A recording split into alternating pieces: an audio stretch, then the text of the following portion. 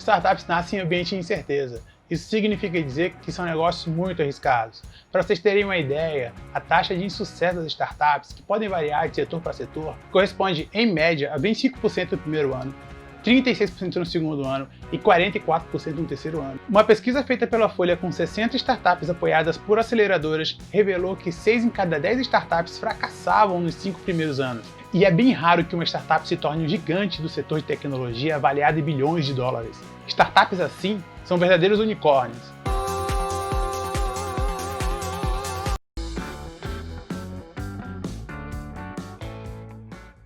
Oi, eu sou o Cássio e hoje nós vamos ver por que a avaliação de riscos do modelo de negócio é uma fase importantíssima na concepção de uma startup. Tá, Cássio, todo negócio tem risco, até montar uma padaria tem risco. O que torna as startups tão especiais assim? De fato, toda atividade econômica supõe um risco, um certo grau de risco, um certo grau de incerteza no resultado que se espera desse negócio.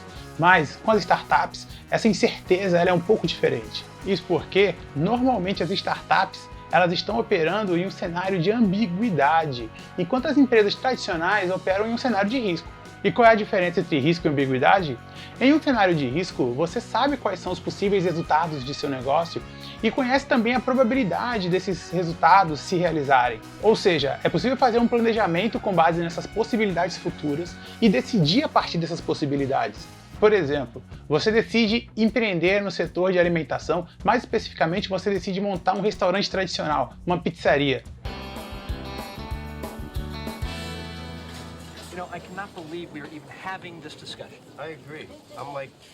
Provavelmente a primeira coisa que você vai fazer é planejar o seu negócio para dar certo.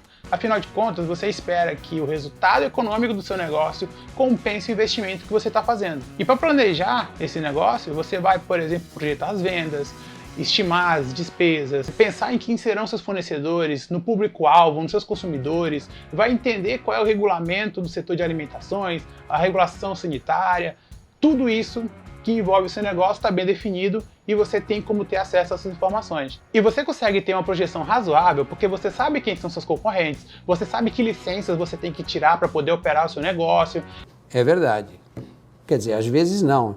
Lógico, o meu exemplo simplificou muito a complexidade de planejamento de negócio tradicional, mas o certo é que nesses negócios você tem uma clareza razoável sobre a aceitação do seu produto e sobre a licitude de sua atividade. Esse modelo ele serve muito para os negócios tradicionais e para algumas startups. Nos cenários de ambiguidade você já não tem essa clareza.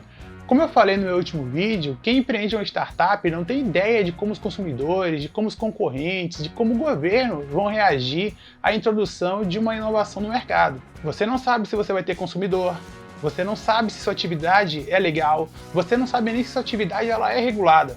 Por essa razão, o tipo de risco em que a gente não sabe sequer os resultados possíveis é bem diferente dos riscos de um negócio tradicional.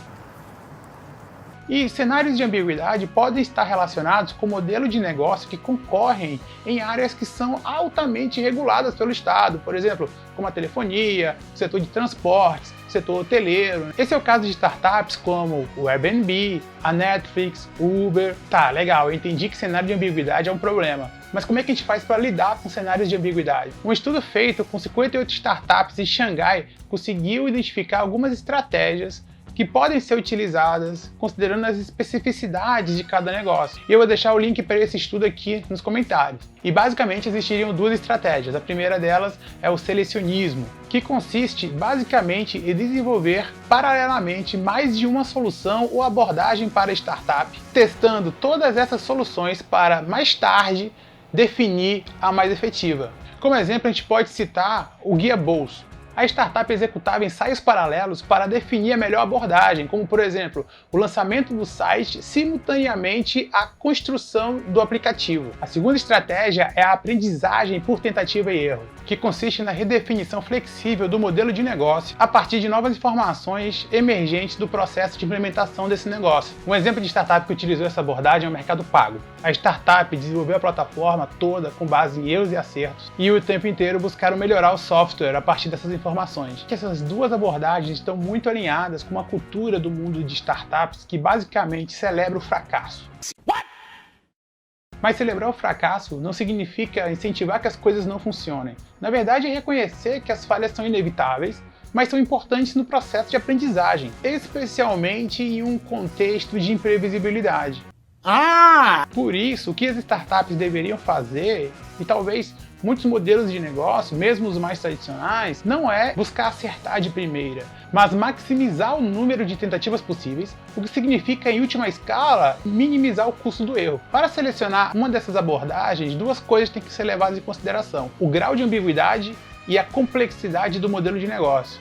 Quando nem o grau de incerteza, de ambiguidade é alto e muito menos a complexidade da startup o mais recomendável é utilizar métodos tradicionais de planejamento de negócios, especialmente aqueles métodos usados para os negócios mais tradicionais. Quando o grau de ambiguidade é alto, mas a complexidade não é tão elevada, é mais conveniente uma abordagem de aprendizagem por tentativa e erro. Porque como a complexidade do negócio não é tão elevada, os empreendedores terão mais liberdade, se sentirão mais à vontade para buscar informações ao longo do processo de implementação, conseguindo desenvolver e modificar o curso da ação no momento em que ela é executada. Entretanto, quando tanto o grau de ambiguidade quanto o grau de complexidade do modelo de negócio são elevados, o mais conveniente é utilizar a abordagem do selecionismo. Por isso, o mais recomendável é desenvolver múltiplos cursos de ação, testá-los e, depois de ter os resultados aferíveis, escolher uma das opções, a opção mais efetiva, a opção mais eficiente. Essas abordagens funcionam muito bem, especialmente quando você tem uma situação em que não tem uma regulação muito clara do Estado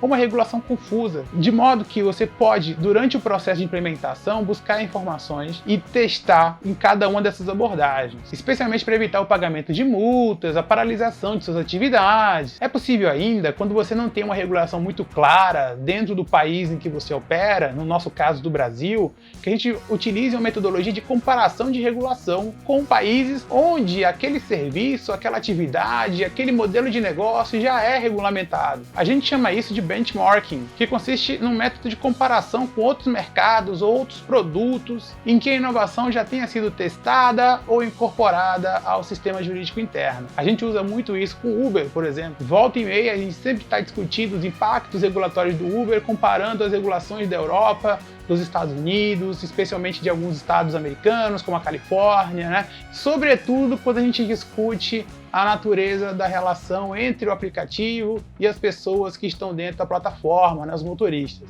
Bom, por hoje a gente fica por aqui, mas na próxima semana eu trago mais um vídeo falando de mais um aspecto importante do tema direito e startups, para tornar a sua atividade empreendedora mais fácil, simplificando o direito.